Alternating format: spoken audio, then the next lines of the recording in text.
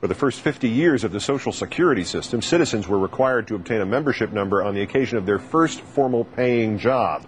But in 1986, the Tax Reform Act mandated that anybody over the age of 5 claimed as a dependent had to have a number. In 89, that was pushed back to age 2 or older. In 91, to age 1 or older.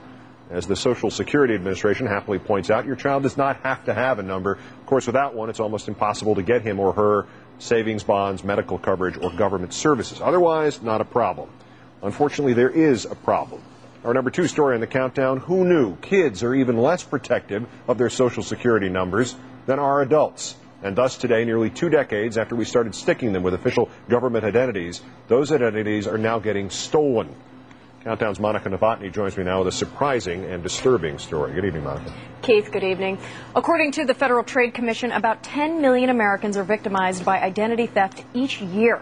And now that most infants have Social Security numbers, thieves have discovered that they may be the easiest targets of all. By the time I was 10 years old, I was not only a convicted felon, but I had outstanding debt somewhere in the neighborhood of $200,000 to $250,000. And he didn't even know it.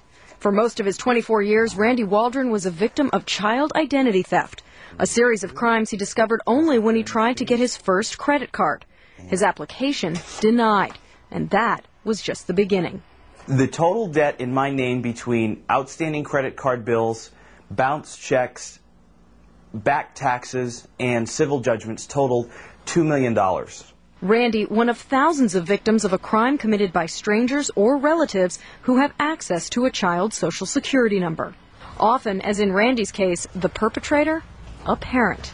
My father began using my Social Security number. He never, ever stopped. According to the FTC, about 4% of all identity thefts reported involve children.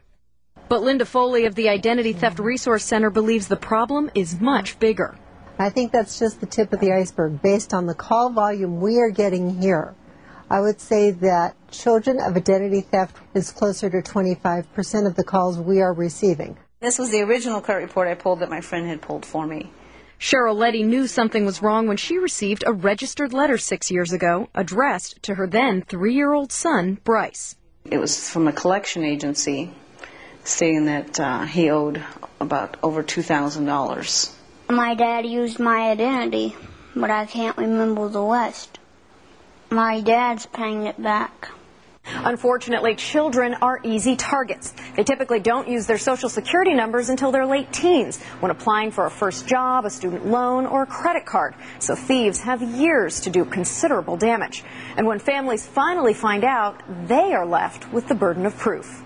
They have to fight to prove that their children, who can barely hold crayons, are not ones who have opened credit card accounts or gotten cars or loans or have not driven a car and gotten a driving under the influence ticket. And as credit questions may haunt them for years, for children, the harsh reality of a stolen future. I'm afraid that when he goes to buy his first car or apply for college loans or even car insurance, is he going to have a problem? Unfortunately, a lot of people don't know about it. They don't think it can happen to them. And, I'm here to tell you that it can, and it can be absolutely devastating. The best way to prevent this, experts say, is, of course, to guard your child's Social Security number just as you would your own. Unfortunately, as many as 2/3 of child identity theft crimes may be committed by a family member. If that's the case, your first step is to report it to the authorities immediately. And, of course, you can find out more information on our website at countdown.msnbc.com. What about the people who rule the world in this, the credit reporting agencies? Can you go to them directly if you think your 7-year-old's credit is no good? You can file a fraud alert with the 3 agencies. They have different protocols, but typically if you do it by phone, it can last anywhere from 90 days to 6 months, and they'll notify you in whatever way you've asked that someone's trying to do something. But it's still not foolproof. They don't have to notify you. Things slip through the cracks. You can write a letter and get them to try to protect you for 7 years. But again, none of these things are law, so you've really got to be on top of it.